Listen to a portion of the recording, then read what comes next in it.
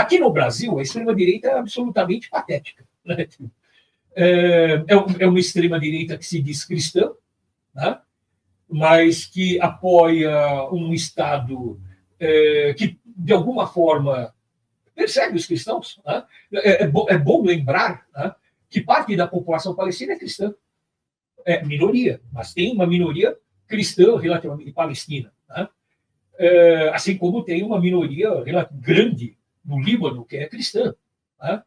E essa extrema-direita que se diz cristã apoiando o massacre de cristãos. Né? Então, é algo completamente maluco. Né?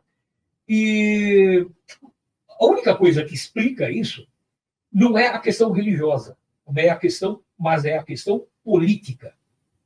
Porque o sionismo, na sua origem, ele tinha, digamos assim, um signo progressista. Né?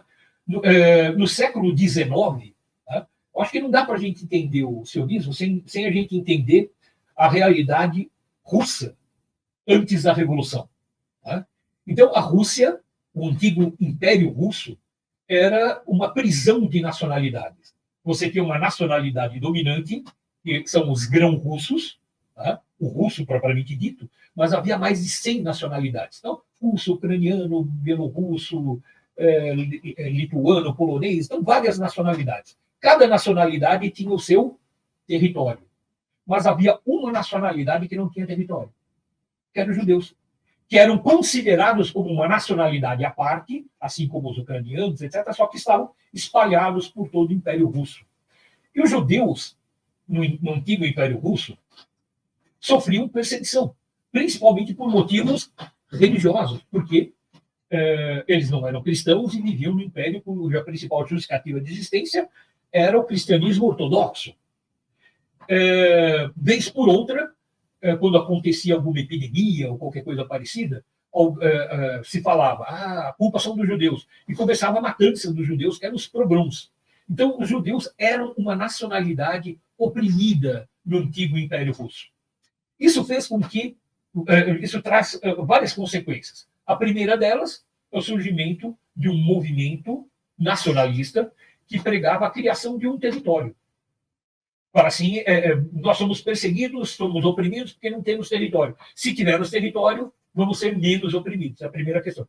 E a segunda questão, isso é muito interessante, que os judeus no antigo Império Russo, eles tiveram uma atração muito grande pelo marxismo. Sim. Porque quando surge o marxismo é visto como uma ideologia política que defende os interesses dos oprimidos. E os judeus eram uma nacionalidade oprimida. Tanto é que no antigo Império Russo nós tínhamos até mesmo um partido socialista de judeus, que era o Bund. Né?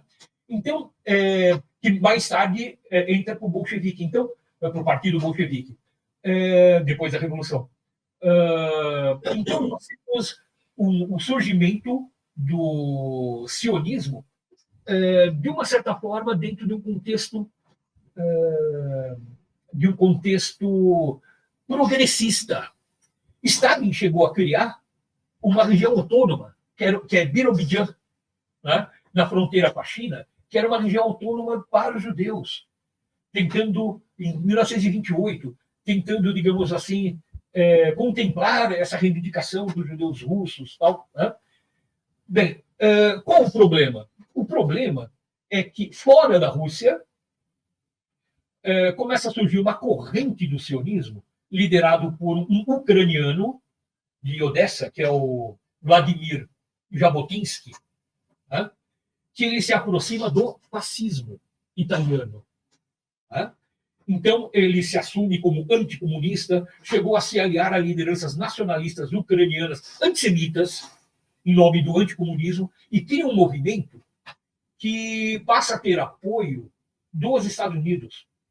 Parte desse movimento da direita sionista chegou a ter apoio até mesmo do próprio Hitler. Né? Porque, para Hitler, a criação de um Estado judeu na Palestina, que era uma colônia britânica, seria uma forma de dar solução ao problema judaico. Isso antes da guerra, antes do extermínio, etc. Né? Essa direita sionista, né, foi que recebeu o apoio dos Estados Unidos, tanto é que Vladimir Jabotinsky morreu em Nova York, está enterrado em Nova York, e a ação dos Estados Unidos, o apoio dos Estados Unidos à formação do Estado de Israel, contribuiu para colocar no poder essa direita, essa extrema-direita sionista. A esquerda sionista continua existindo. Vai dar origem ao movimento dos kibbutz, né, que é muito parecido com os kolkhozes da União Soviética. Exato. Os primeiros kibbutz tinham uma orientação explicitamente socialista, né, Mauro? O movimento kibbutzim era um movimento socialista. O Partido Comunista de Israel é um partido interessantíssimo, que rompe essa barreira do apartheid contra a população árabe que vive em Israel. Mas existe uma extrema-direita sionista em Israel que é perversa, que é fascista. Então, o que nós estamos vivendo? Uma luta contra o fascismo. Fascismo é barbárie, seja com quais cores se enfeitem esse fascismo. No caso do sionismo, da direita sionista, é uma direita que se pavoneia, se empavoneia, né, com cores sionistas, mas são fascistas. Assim como o imperialismo estadunidense, ele está muito próximo desse fascismo, apoia o fascismo, apoia Zelensky, que é um fascista.